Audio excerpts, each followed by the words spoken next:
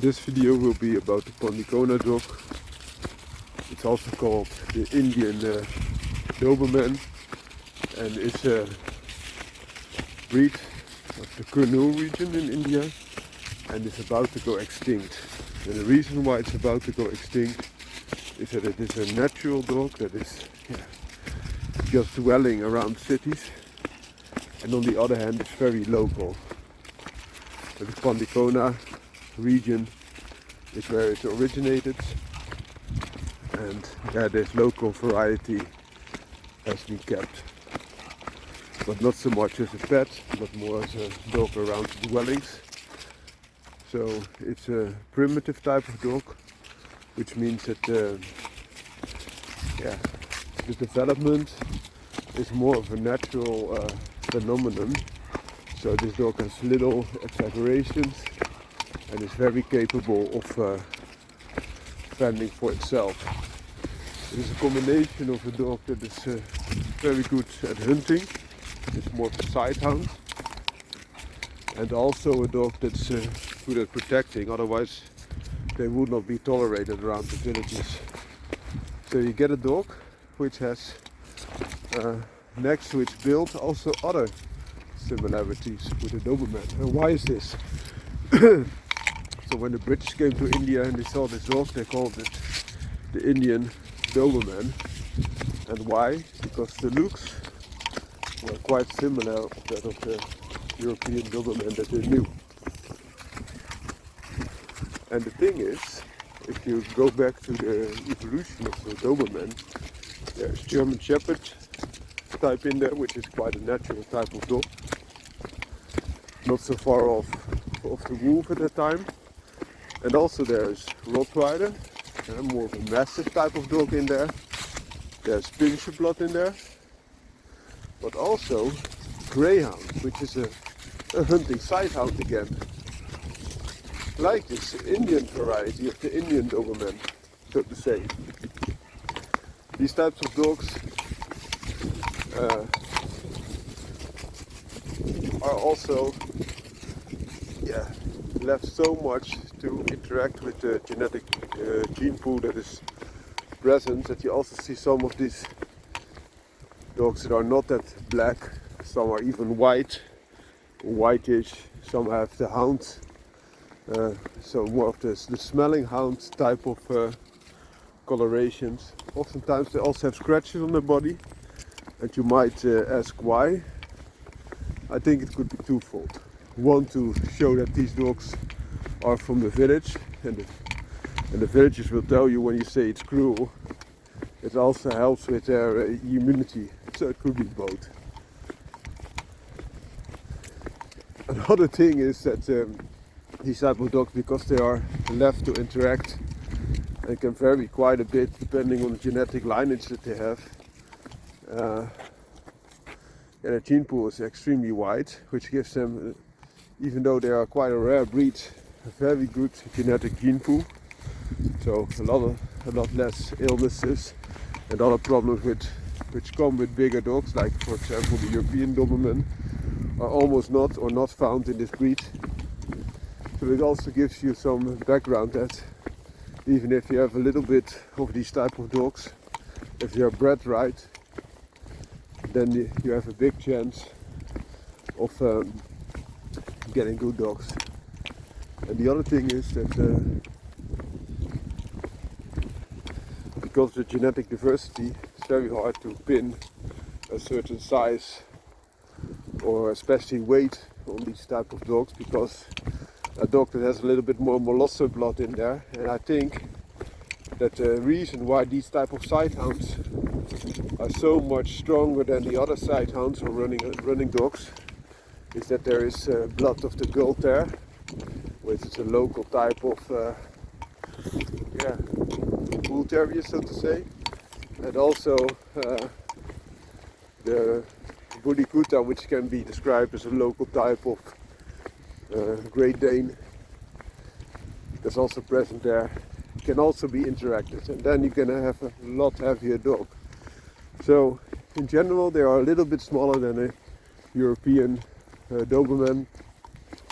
So the least height that they can have at the width is normally 48 centimeters, which is approximately the size of an American Staffordshire Terrier, big one.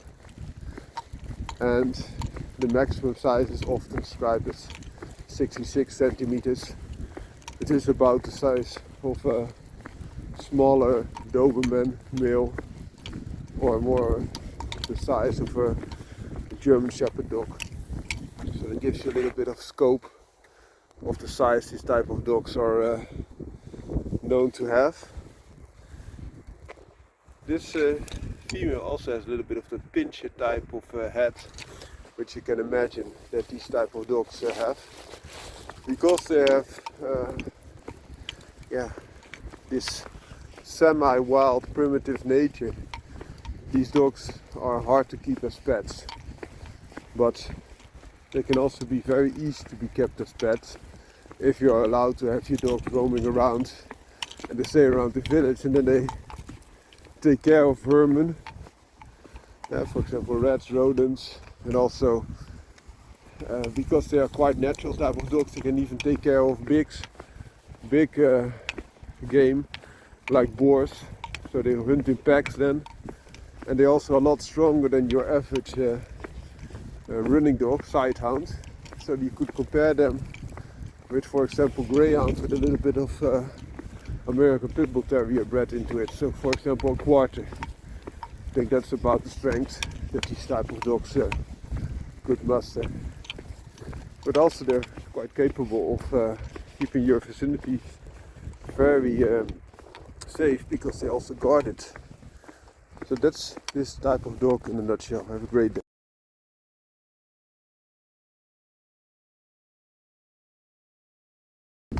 Today we will discuss the Kanni, an Indian dog that's also known as the Indian Terrier. And contrary to the terriers that we know, for example the Spatadale Terriers, which are earth terriers, terra means earth. This was a dog developed to hunt above ground, and especially the enthusiasts at the Tamil Nadu region in India have played a major role in the development and popularity of this breed. It is a big dog, so 30 to 35 kilograms, very big, and it looks the most, in my opinion, like a Rhodesian Ridgeback, which is a dog of African descent. And also in the Rhodesian Ridgeback there is some terrier blood introduced next to Mastiff, Hound and running dog. And this Indian Terrier also has a lot of the properties of this mix of breeds. It also has a curled tail. The Rhodesian Ridgeback normally has a tail like sloping downwards, but this Kanni or Indian Terrier oftentimes has its tail curled upwards, and also has a little bit of feathering on the tail. It has the black mask around the snout, eyes, mouth, very similar to the Rhodesian Ridgeback. Also the colors are similar, but I think the Kanni has a little bit less strength.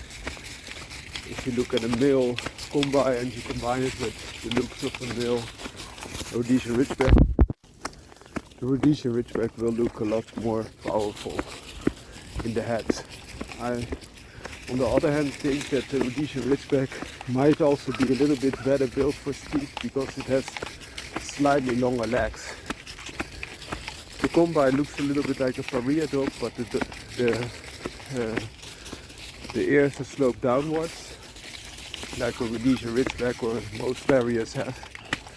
And they're also in this time and place terriers that hunt the quarry that also the Kanni was used for. They breed deer, hawk, even they use it for their own water bison. And that are, for example, the Heide terriers that are currently being in development in Germany, which is specialistic hunter of hawk and other bigger quarry. and also carry some terrier blood next to some bull and terrier blood. And in the case of the combine, this bull and terrier blood could be infused to the bull ter or bullikuta local varieties of the mastiff that we know here in Europe, but also could be just a selection. The heads are wedge shaped, strong neck, strong body, are in general very healthy.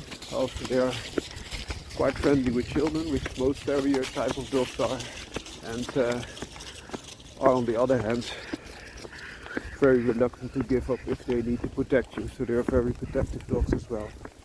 Hope you like this video and look to breed up. Have a great day.